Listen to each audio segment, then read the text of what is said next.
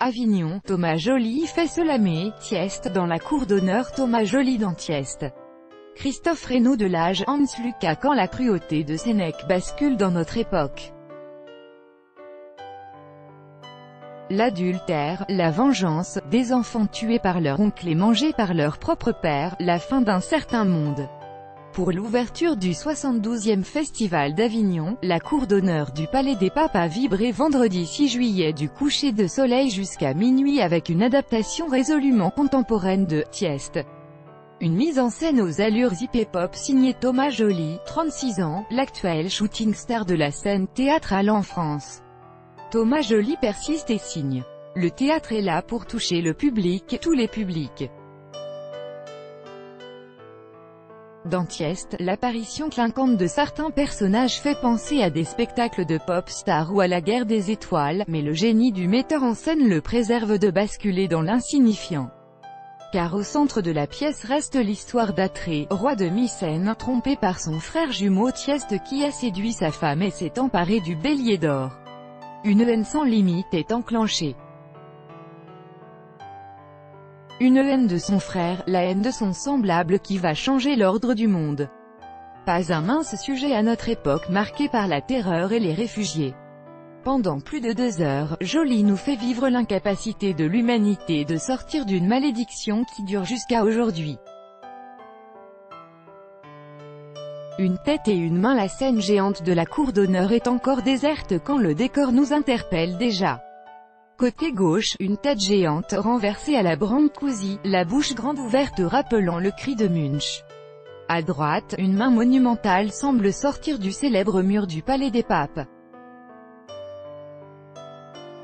Elle fait impression avec ses 2 doigts dirigés vers nous, le public, et semble engloutissant comme une araignée sculptée de Louise Bourgeois. Toutes ces références sont naturellement fausses et anachroniques, car Joly avait trouvé son inspiration au Louvre, avec Melpomène, la muse de la tragédie qui tient une tête coupée dans sa main. Et surtout, dans le Palais des Papes, on assistera à une tragédie romaine, écrite il y a 2000 ans par Sénèque. C'est justement ça, une des très grandes forces de la mise en scène de Thomas Joly, susciter et encourager la traversée des pensées et des siècles. Le texte se déclame avec bravoure et à l'ancienne, mais il est aussi parfois murmuré grâce au micro caché. L'histoire reste plutôt fidèle au récit de Sénèque tout en évoquant les Russes, les Chinois et l'Europe d'aujourd'hui.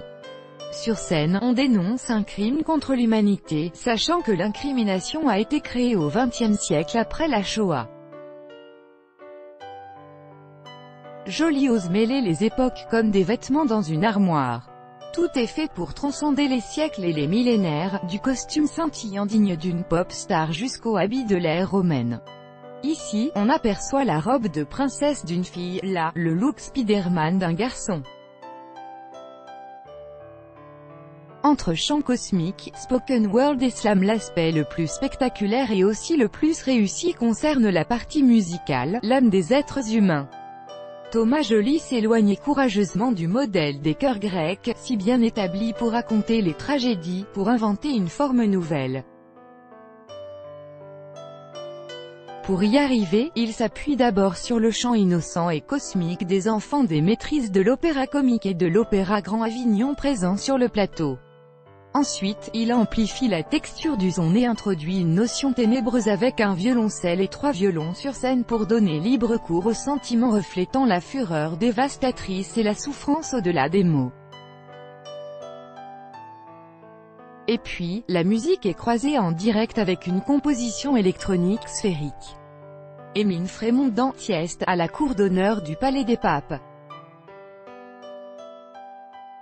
Copyright Christophe Reynaud de l'âge, Hans Lucas. Mais la plus belle scène de la pièce est peut-être le moment où une slameuse entremêle son récit de la cruauté du monde avec les voix célestes des enfants.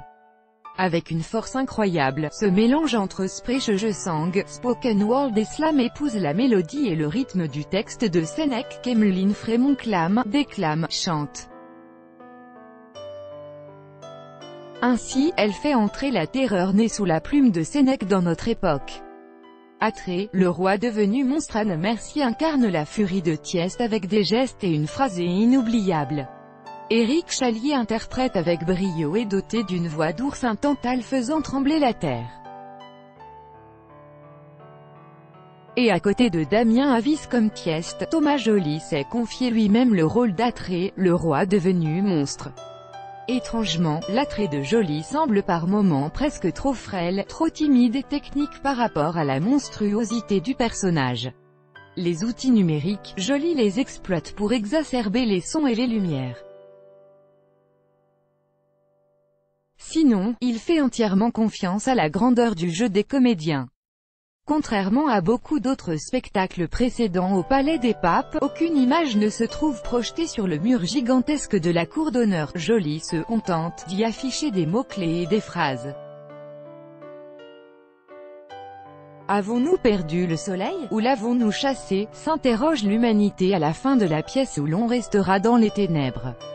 Une chose est sûre, les 2000 spectateurs ont vécu un moment de grâce au théâtre.